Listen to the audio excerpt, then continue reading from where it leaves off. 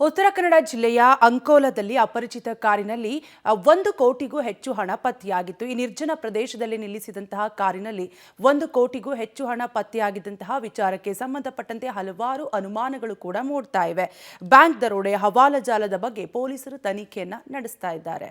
ನಿರ್ಜನ ಪ್ರದೇಶದಲ್ಲಿದ್ದ ಕಾರಿನಲ್ಲಿ 1 ಕೋಟಿ ಹಣ ಪತ್ತೆ. ಕಾರಿನ ಡೋರ್ ಓಪನ್, ಚಾಲಕ ನಾಪತ್ತೆ. ಪ್ರಕರಣದ ತನಿಖೆಗಾಗಿ 2 ವಿಶೇಷ ತಂಡ ರವಾನೆ.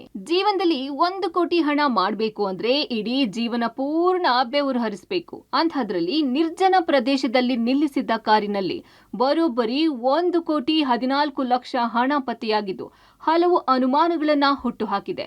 ಎಸ್, ಅಂಕೋಲಾ ತಾಲೂಕಿನ ರಾಮನಗುಳಿ ಬಳಿ ನಿರ್ಜನ ಪ್ರದೇಶದಲ್ಲಿ ನಿಂತಿದ್ದ ಕಾರಿನಲ್ಲಿ ಕೋಟಿ ಹಣ ಪತ್ತೆಯಾಗಿದೆ. ಕಾರಿನ ಡಿಕ್ಕಿ ಹಾಗೂ 4 ಡೋರ್ ತೆರೆದಿದೆ. ಆದ್ರೆ ಕಾರಿನ ಸುತ್ತಮುತ್ತ ಮಾತ್ರ ಯಾರೂ ಇಲ್ಲ.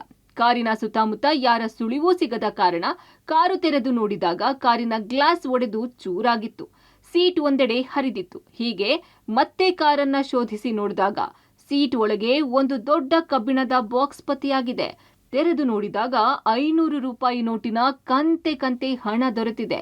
ಕಾರಿನಲ್ಲಿದ್ದ ಹಣವನ್ನ ಪಂಚನಾಮೆ ಮೂಲಕ ವಶಕ್ಕೆ ಪಡೆದುಕೊಂಡು ಲೆಕ್ಕ ಹಾಕಿದಾಗ ಒಟ್ಟು 1 ಕೋಟಿ 14 ಲಕ್ಷದ 999 ರೂಪಾಯಿ ಪತ್ತೆಯಾಗಿದೆ. ಆದ್ರೆ ಇದು ಯಾರ ಹಣ?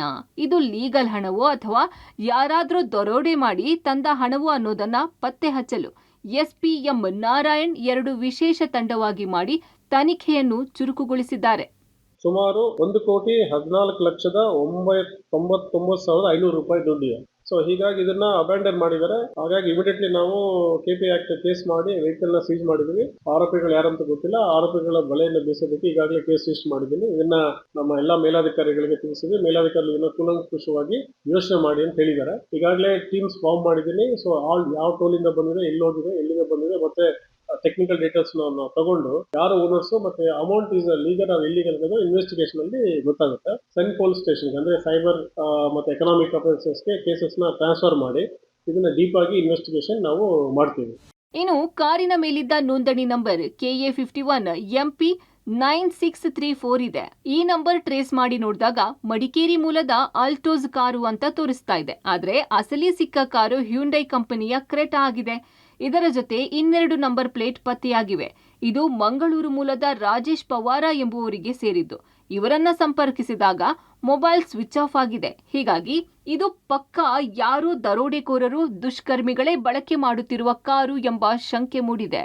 ಕಾರ್ಗೆ ಸ್ವಲ್ಪ ಕಲ್ಲಲ್ಲಿ ಹೊಡೆದಿರೋದು ಮತ್ತೆ ಏನು ಇರುತ್ತೆ ಸೀಟು ತೆಗೆದಿರೋದೆಲ್ಲ concepts. Some attempt is happened. KA19 MP 1036 ಅಂತ ಬರ್ತಾ ಇದೆ. ಪಂಚನಾಮ ಮಾಡಿ ಅದನ್ನ ನಾವು ವೆಹಿಕಲ್ ಅನ್ನ ಅಂಕೋಲಾ ಸ್ಟೇಷನ್ಗೆ ನಾವು ತಗೊಂಡು ಬಂದಾಗ ಇದು number is duplicate, change number also duplicate.